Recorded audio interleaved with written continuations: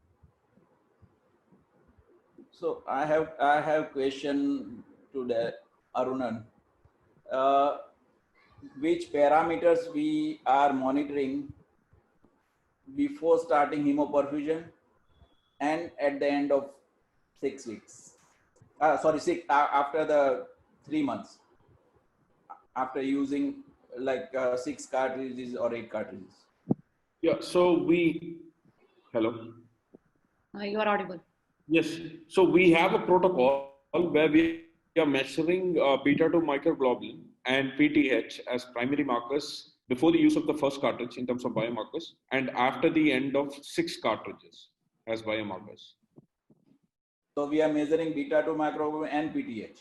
PTH, yes. Oh. I have used it in a few patients, and what happens is when we start the use of this cartridge, the beta 2 microglobulin levels, they definitely reduce, but what happens is the tissue accumulation of beta 2 microglobulin, it rebounds back, and the blood levels may take some time, but you can see significant improvement as far as symptoms are concerned. So though the blood values may be high, the overall symptomatic improvement of the patient is significantly much more than the blood values. Of course, beta 2 microglobulin do reduce, but they take some time.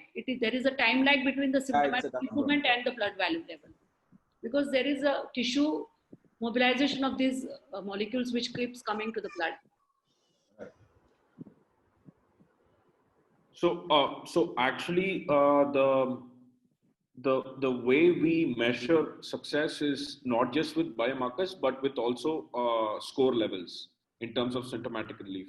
So we are doing a bifocal, two-pronged approach where we also measure biomarkers from before the use of first cartridge to after the use of 6 cartridge, but also score levels in terms of pruritus or in terms of sleep scores or in terms of bone and joint pain.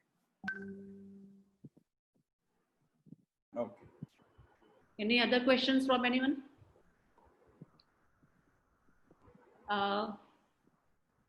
If there are no many further questions, we can. Excuse me, ma'am. I think Bismay sir has asked one more question. Yes. Did any of these studies comparing hemodialysis and hemodialysis plus hemoperfusion have mortality as a primary endpoints, showing significant benefit? Actually, like two of the studies which has been presented by the speaker, there are 2-year studies. Both are 2-year studies where they have taken survival as one of the endpoint, where hemoperfusion combined with hemodialysis group has got a better survival comparing to the hemodialysis alone. But for evaluating the survival, much longer studies, much longer period with more number of patients to be done, sir, actually. In fact, one study has been completed with more than 1,000 patients. We are expecting the outcome shortly. So I think that would be the solid study for talking about the survival benefits. And when it comes to the long-term complications like cardiovascular complications or survival, this is very important. This hemoperfusion should be continuously used, not like say for example pruritus or bone and joint pain, where we see the benefit in 6 sessions or 8 sessions, like may not be possible with this survival as an endpoint, where first month we may need to use 4 sessions once a week for 4 weeks. Then every month, this twice a month should be continuously tried for a longer period. So only that kind of usage will have an impact on the cardiovascular long-term complications. So it's an evolving technology, a long way to go in terms of talking about giving more evidences on long-term survival benefits. Currently, there are 2 studies with 2 years each, where comparing to the hemodialysis group, hemodialysis with hemoperfusion has got a better survival, even after adjusting, unadjusted, after adjusting with the age, diabetes, and other comorbid conditions. There was a still significant difference improvement in the survival comparing to hemodialysis alone. I think the audience would like to know the cost. So if you can tell the cost of the cartridge, HS130. Yes, ma'am. The cartridge, per cartridge, it cost, the MRP is to the patient, it is 15,000 per cartridge. This is an MRP. And we can give at a special price when the practitioners like you allow us to reach the cartridge directly to the patients. So in that case, we can give it even a much lesser prices. We can work out much lesser prices. And second thing, if a patient with serious uremic complications with severe skin itching or bone and joint pain, sleep, if they are ready to take up the 6 sessions as a course, then if we can ensure that 6 cartridges, we can give even at much economical pricing. That would come even up to around, if directly we give it for the 6 cartridges to one patient, the cost will be much lesser. It would be somewhere around roughly around 11,000 or in that range would be there for each session actually. Is it So, reimbursable? Sir, actually, like, yeah, that you know very well, dialysis itself took so long years for getting into health insurance, and still there are many centers in India with without insurance coverage, sir. Even for dialysis, like an established treatment, hemoperfusion is an early stage in India. We are really working hard to establish this concept among the medical fraternity first, sir. And there are the early KOLs who got the benefit of adding hemoperfusion with hemodialysis have been realized practitioners. They have already started using. So actually, like, we need to bring in a consensus among the nephrologists in the country for this to be included in the national health insurance or any private health insurances. So we need little more documentation and evidences, sir. We are working on it, sir. If you can convince the bigger organizations Yes. like CGHS and Army and there, then it can start and you have more experience. And Absolutely, you are absolutely right, sir. We are seriously working on, and hope, like Subramanian sir, chairperson has said that 1962 the dialysis and that period was the initiation of dialysis, and it took around 60 years. We are now almost 50, 60 years. Now only, like, we see, like, I have read the article today with a nephrology journal. Still, there are many patients who are not even accessible for dialysis, sir, actually. And many dialysis centers, insurance coverage is yet to be done, private centers kind of thing, actually.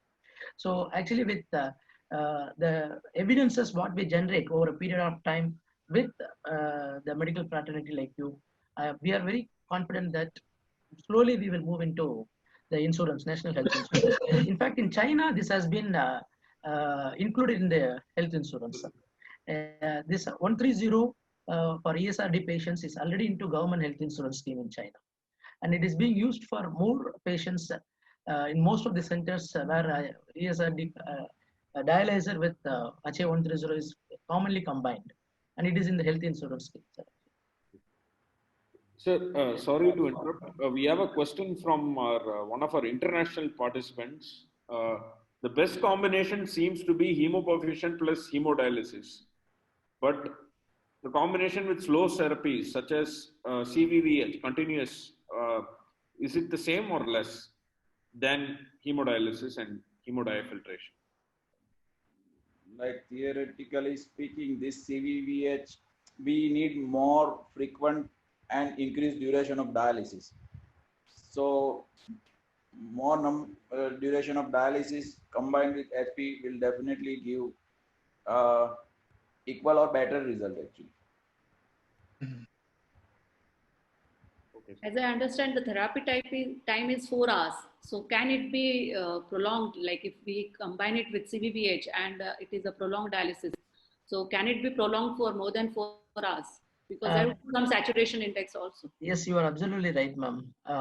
Actually, like it works by an adsorption principle, unlike hemofilters or dialyzers, which works by diffusion principle. So here, the surface areas, once they get used or accumulated with the toxins, it gets saturated. So there is no point in prolonging more than 4 hours, ma'am. And if I am right, CVVH combining with the CVVH hemoperfusion, will it be needed or necessary? Because CRRT kind of treatments are mainly for acute care settings. Am I right, ma'am?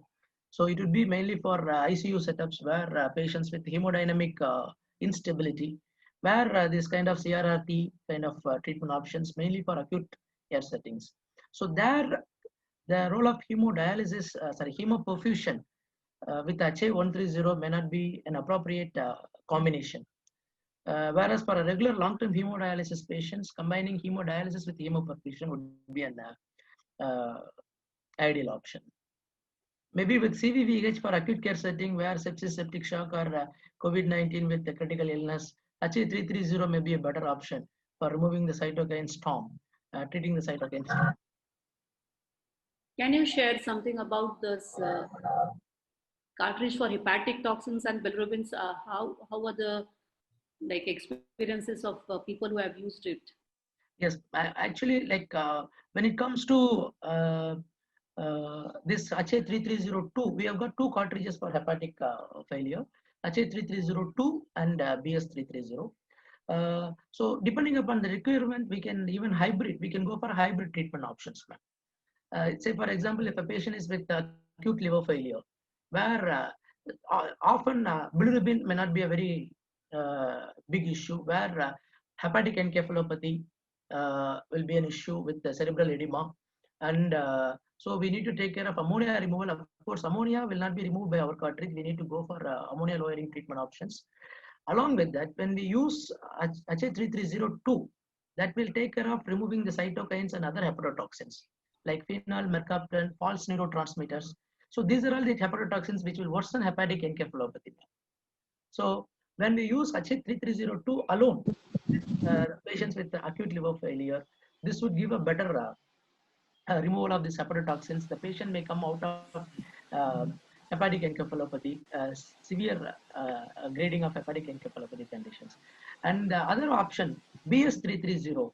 BS330 is very specifically for bilirubin adsorption and bile salts absorption, where the reduction of bilirubin level with BS330, we can expect up to 40 to 50% reduction, which is almost similar or better to therapeutic plasma exchange in terms of bilirubin reduction.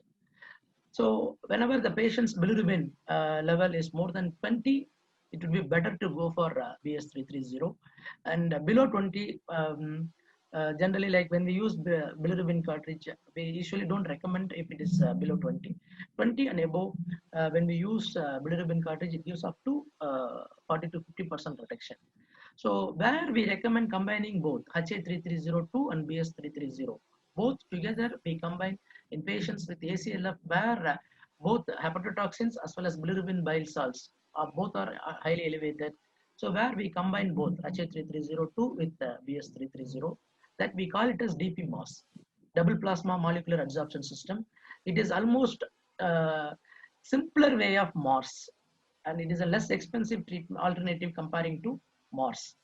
Where for MORS kind of molecular reabsorption system, where there is a separate equipment is required, the cost is also on a higher side, where this HA3302 BS330 can do whatever MORS can do, except the renal replacement therapy, which also can be done with MORS, which is not possible with HA3302 BS. But that can be done with the sequential of CRRT or SLED.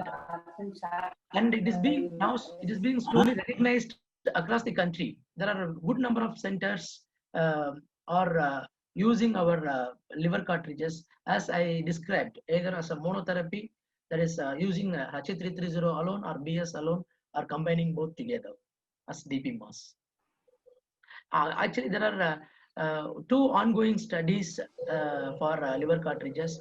One study is going on at ILBS, Institute of Liver and Biliary Sciences, where our BS330 is being compared with a standard treatment versus therapeutic plasma exchange versus BS330. So that study we are expecting to get completed shortly. And one more study we are planning at SRM Medical, SRMC as well as SRM, two institutes in Chennai, where together they are planning to do a pilot study with DPMOS, combining both together. So a lot of, we are in the process of developing more Indian data. So maybe in a year period, we would be having our own Indian data on even liver failure cartridges. I think we don't have any further questions. Jagdeep, I had one question about this Bacillumab you said for the pruritus. So is it available in India? You'll have to unmute yourself. No, I'm unmuting. Good. So I don't know. I don't think so. Okay. Because the result The sounds result was dramatic. Result was It is dramatic. actually not available yet in India. They have only received the approval last year, actually. Any further questions from anyone?